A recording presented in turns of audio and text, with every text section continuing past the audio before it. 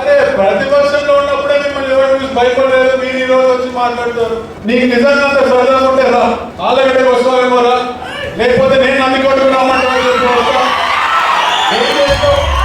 ఇంకోటి ఉన్నాడు శ్రీశైలంలో, వాడు మాట్లాడతాడు. నువ్వు శ్రీశైలంలో కాదు, నంద్యాల జిల్లాలో ఏ ఒక్క టీడీపీ కార్యకర్తలు ముట్టుకోదు, నువ్వు ముట్టుకో, నీకు మేమేందో మేము చూపిస్తాము.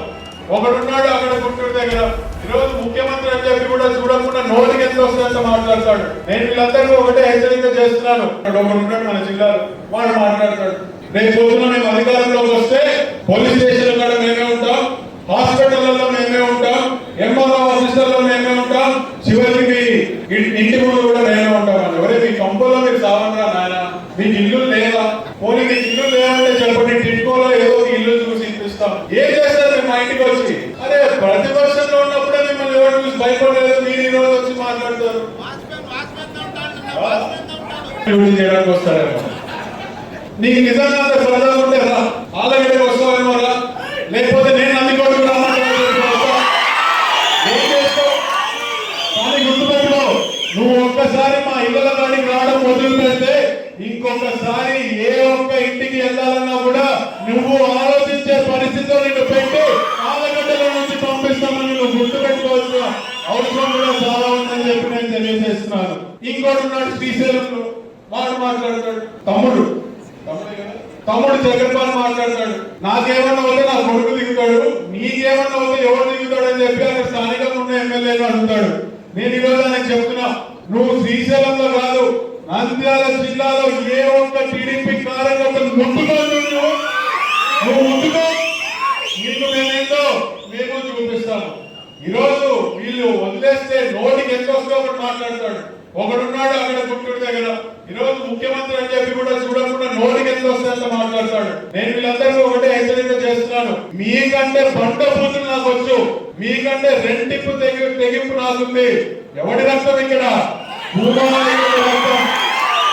అది గుర్తు పెట్టుకొని మీరు నోరు అదుపులో పెట్టుకొని రాజకీయాలు చేస్తే ఆ మర్యాద మీకు కూడా తగ్గుతుంది.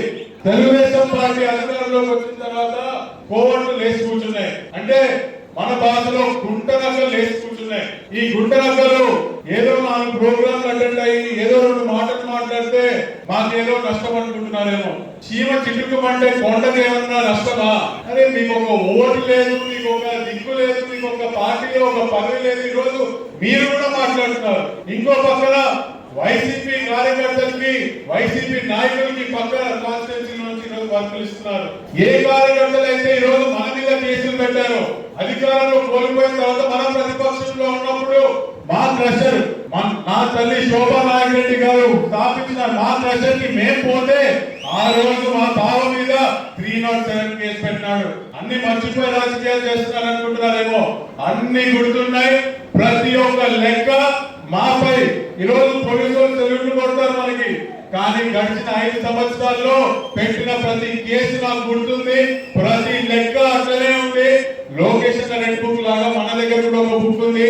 ఆ బుక్ తెచ్చిన రోజు, ఆ లెక్కలు సరిదిద్దిన రోజు మళ్ళీ మీ ముందరికి వచ్చి గర్వంగా మనం తెలుగుదేశం పార్టీ కార్యకర్తలు అని చెప్పి కాళ్ళ ఎగరేసుకున్న రోజులు కూడా తొందరలోగా వస్తాయి. ఈ గుంటనక్కలకి ఒక సమాధానం వస్తుంది. ఈ రోజు వైసీపీ నాయకులు ఏదో కొన్ని వర్కులు చేసుకొని కాన్సెప్ట్ చేసుకుంటారేమో, మళ్ళీ మీ ఇళ్లలో మిమ్మల్ని కూర్చోబెట్టే బాధ్యత నేను తీసుకుంటానని చెప్పి కూడా ఈ సందర్భంగా